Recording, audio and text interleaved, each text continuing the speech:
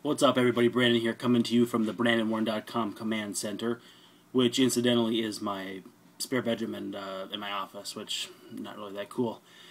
Anyway, lots going on in Twins land here as the winter meetings wrap up today in Nashville, Tennessee, and I guess I kind of want to just break down the Span trade first and foremost, and then also the recent developments that have resulted in Ben Revere getting traded to the Philadelphia Phillies earlier this afternoon.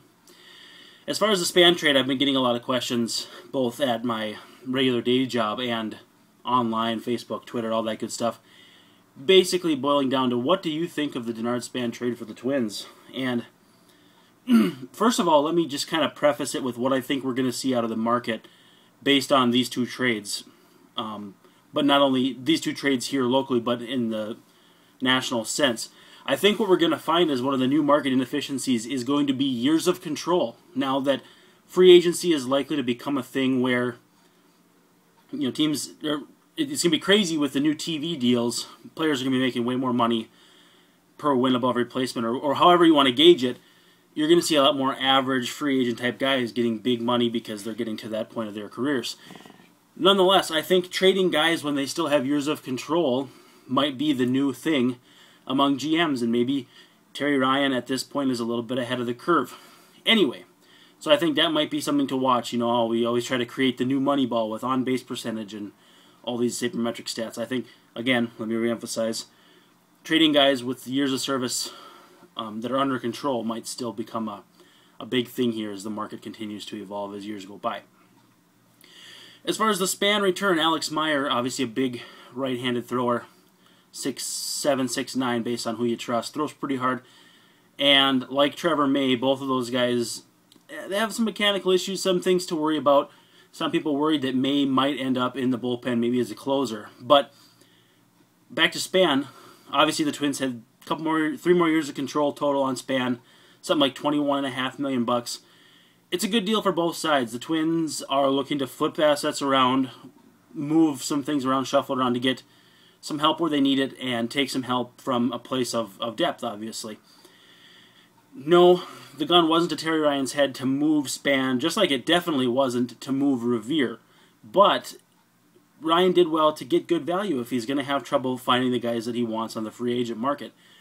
Now, Joe Blanton was one of those guys, and I thought his contract was perfectly defensible, 2 years for a guy like that. But I'm not going to go down that road. They took the quality over quantity route, and it's probably the first time they've done that in recent memory. So a lot of fans are a little unsettled. Why did they go this route rather than getting 2-3 pieces? And to be honest with you, even though they went quality, I'm a little surprised they didn't grab like a Steve Lombardozzi Jr. or a utility-type infielder. And in fact, the Twins love their own, and Lombardozzi's dad was a member of the '87 World Championship Twins. So to me, it was kind of stunning that he didn't join Drew Butera as children of former Twins. But nonetheless, good trade. It would have been nice to hedge a little bit against Meyer with a second piece, but it doesn't make or break the deal. As for the Revere trade, which just became official a couple of hours ago, getting rid of Revere, for me, is a good move because I don't know that his ceiling is much higher than he presently is at. Right now, you've got a guy who needed a .325 batting average on balls in play and to make the second most contact among qualified big league regulars this season to even pull a .300 weighted on-base average.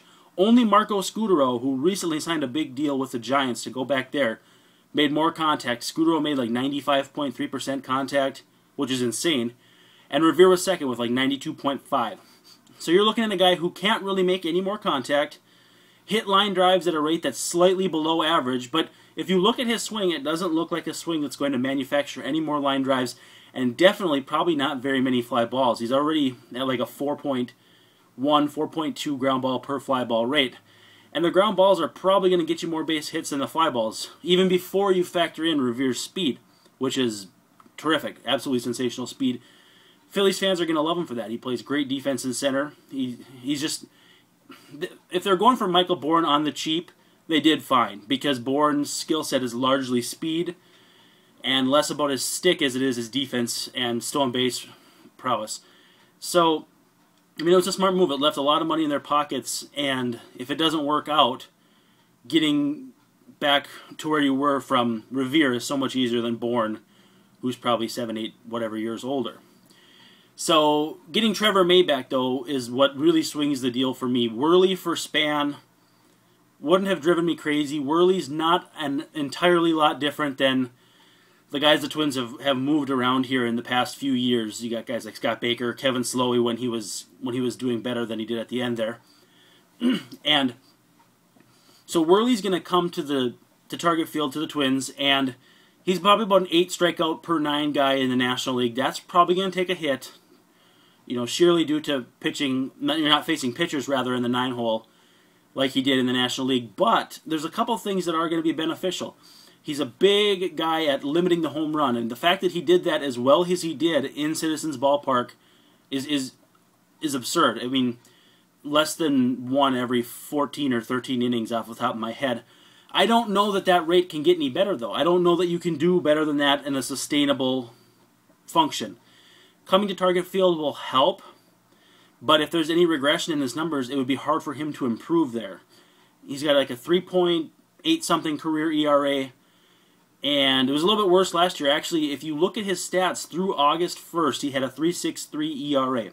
The rest of the way, he didn't pitch in September, so he had made 4 or 5 more starts in August, 6.75.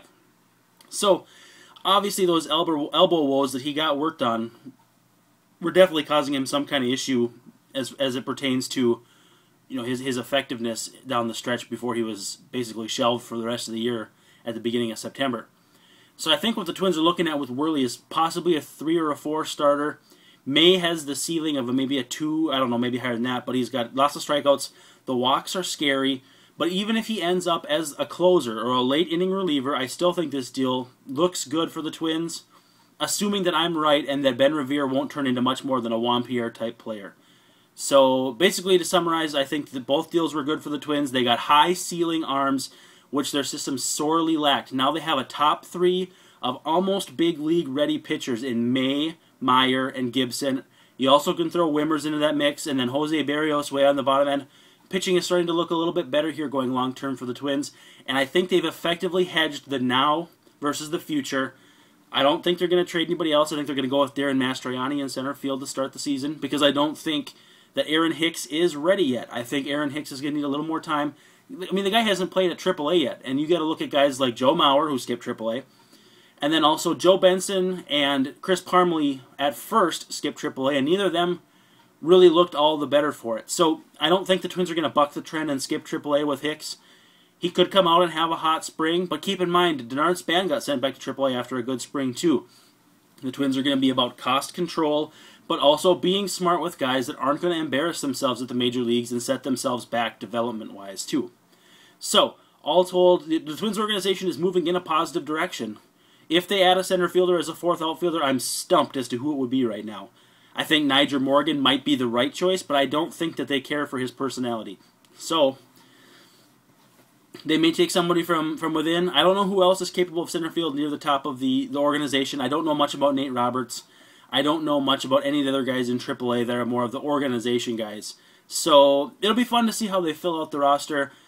Probably going to need to sign somebody as a minor league free agent to come in and compete there, because obviously Parmelee will not be able to handle center field, and you got to have 2 guys on your roster at all times that can handle center field. So that's what I got for you. I'd love to hear what you have to say in the comments section. Always feel free to email me or tweet me. Thanks. Have a great day.